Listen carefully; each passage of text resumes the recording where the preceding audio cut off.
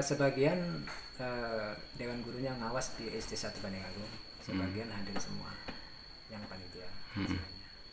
Jadi sebelum ujian, kira-kira apa Pak yang kegiatan belajar mengajar? Kegiatan belajar mengajar seperti biasa, karena alhamdulillah sekarang sudah PTM 100%, kita sudah mulai bebenah lagi untuk kegiatan-kegiatan siswa tersebut supaya siswa itu dapat berjalan, kegiatan belajar mengajar itu dapat berjalan dengan baik, kemudian mutu pendidikan terutama di SD Banjarsari juga akan lebih baik lagi umumnya di Kabupaten Tanggamus. Tentang prestasi Pak?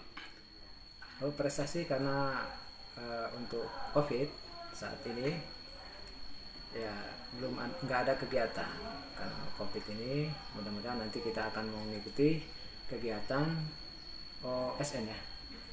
Jadi nanti kegiatan OSN tingkat kabupaten ya, tingkat kabupaten itu kita akan laksanakan. Kemudian selain prestasi siswa karena pelaksanaan COVID itu ya biasanya ikutin kegiatan-kegiatan lomba dan sebagainya, karena untuk COVID nggak ada kegiatan.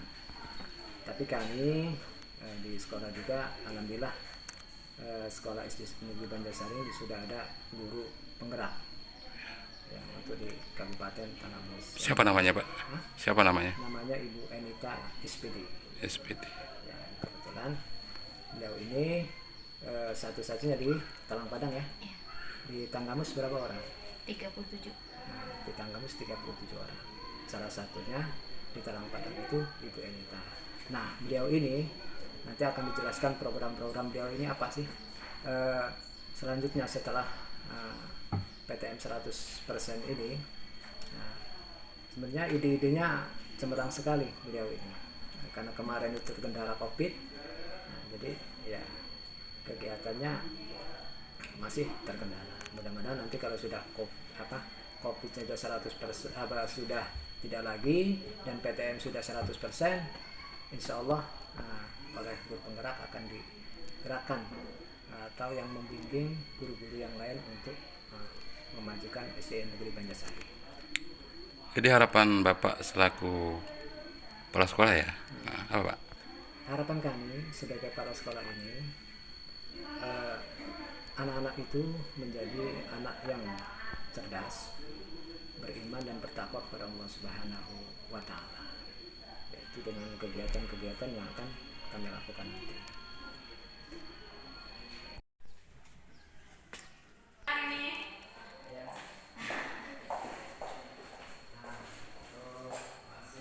Ini hasil karya anak-anak saya Bapak. Dan tempel nak, mereka senang banget kan hasil karyanya tuh dipajang. Tempel nak, tempel. Terserah kalian bagusnya di mana nak naruh. Kegiatannya. Iya.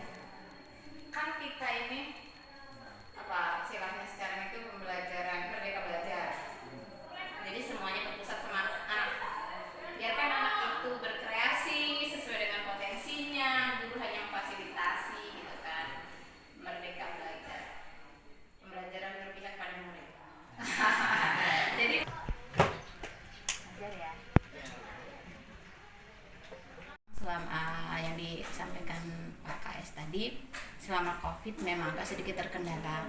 Tapi alhamdulillah selama COVID kami sudah melaksanakan beberapa kegiatan atau program dari saya yang sudah berjalan itu. Yang pertama kelas inspirasi. Kelas inspirasi saya punya program kelas inspirasi. Kelas inspirasi itu kelas berbagi di mana saya akan mendatangkan narasumber, bukan saja seorang guru, dia profesional di bidangnya apapun itu. Yang penting narasumber ini mampu memberikan inspirasinya kepada anak-anak saya seperti itu.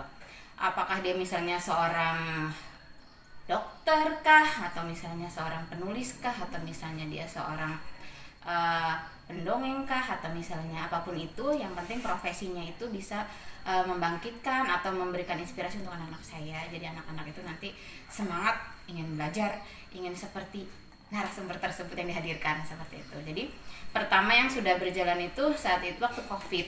Jadi masa pandemi karena tidak bisa tatap muka, saya melaksanakan kegiatan dengan cara Zoom virtual. Jadi kelas melalui kelas virtual dengan Gmeet waktu itu ya, Gmeet. Saya datangkan narasumber profesionalnya itu guru juga, tapi dia seorang penulis juga. Jadi guru penulis yang ada di Tanggamus. Ya. Jadi bukan hanya sekedar penulis biasa, cuma guru ini juga banyak prestasinya di bidang kepenulisan seperti itu. Dan hasilnya, alhamdulillah saya senang banget. Hasilnya apa paling tidak? SD Negeri Banjarsari ini sudah punya penulis cilik. Seperti itu. Siapa itu? Namanya Syahara, Alifa Dwi Syahara. Kelas berapa itu? Kelas 6 sekarang. Jadi waktu pas program itu saya jalankan ketika di kelas 5. Sekarang anaknya sedang ujian, kelas 6. Dia sudah punya beberapa buku antologi hasil tulisan dia.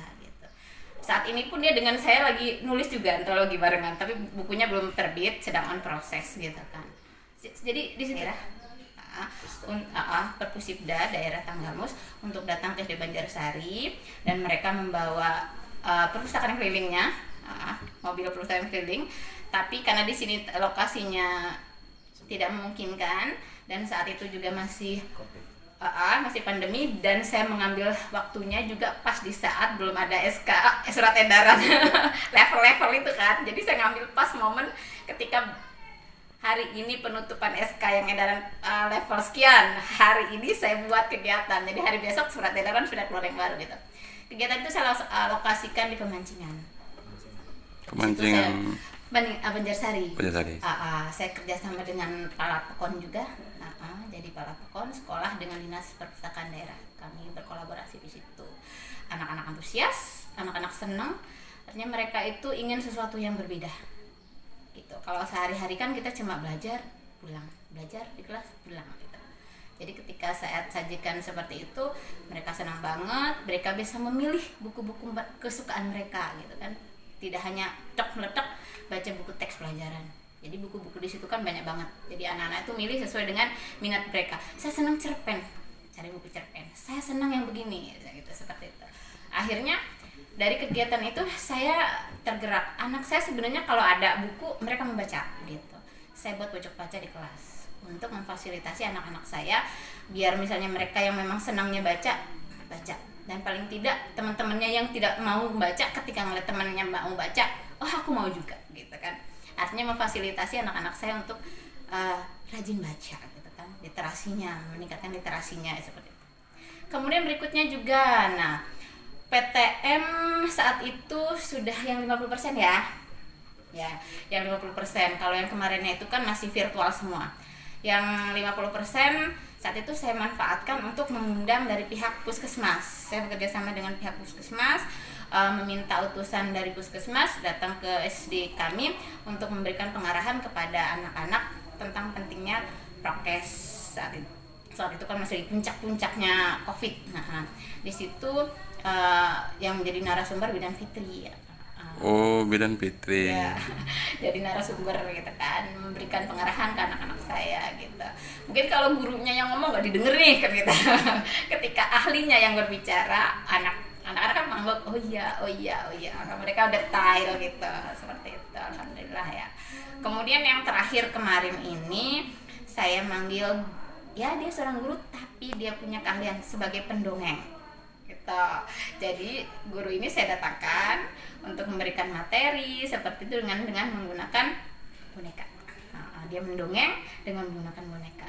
Anak-anak saya antusias, mereka senang, paling tidak mereka juga belajar bagaimana memahami nilai-nilai berkarakter gitu kan, yang karena kita harapkan saat ini adalah bagaimana anak-anak ini memiliki karakter profil pelajar Pancasila seperti itu.